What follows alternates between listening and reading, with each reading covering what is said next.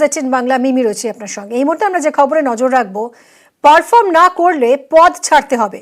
মন্ত্রী থেকে পুরো পঞ্চায়েতের পদাধিকারীদের হুঁশিয়ারি।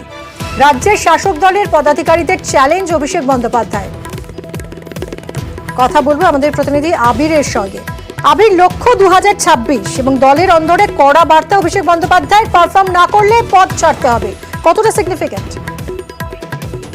ঘনিষ্ঠ তেমনটাই জানতে পারা যাচ্ছে। তার কারণ হিসেবে যেটা মনে করা হচ্ছে যে 2024-এর লোকসভা নির্বাচনে তৃণমূল কংগ্রেস ভালো ফল করলেও কতকগুলি জায়গাতে দেখতে পাওয়া যাচ্ছে যেখানে তৃণমূলের সংখ্যাধিক্য রয়েছে কিন্তু সেখানে ফল খারাপ হয়েছে।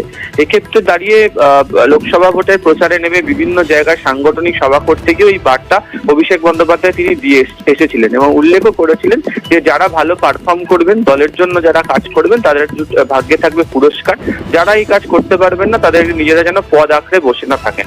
কার্যত সেই বার্তায় তিনি এর মাধ্যমে দিয়ে রাখছেন।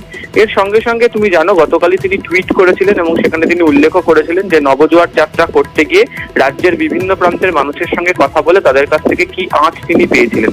তারই পরিপ্রেক্ষিতে 100 দিনের কাজ হোক, আবাস হোক, বা আমরা দেখেছিলাম যে লক্ষ্মীর ভান্ডারের মতো বিষয় নিয়েও বহু মহিলা তার কাছে আবেদন করেছিলেন, নানা বক্তব্য রেখেছিলেন।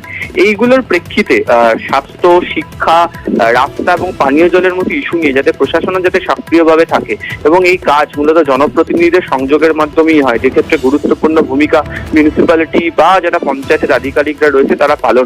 বিভিন্ন থাকো না, যদি পারফর্ম না করতে পারো, যদি পারফরমেন্স খারাপ হয় তাহলে পদ আঁকড়ে যেন না বসে থাকা হয়, মূলত সেই বার্তাই এইভাবে দেওয়া হয়েছে।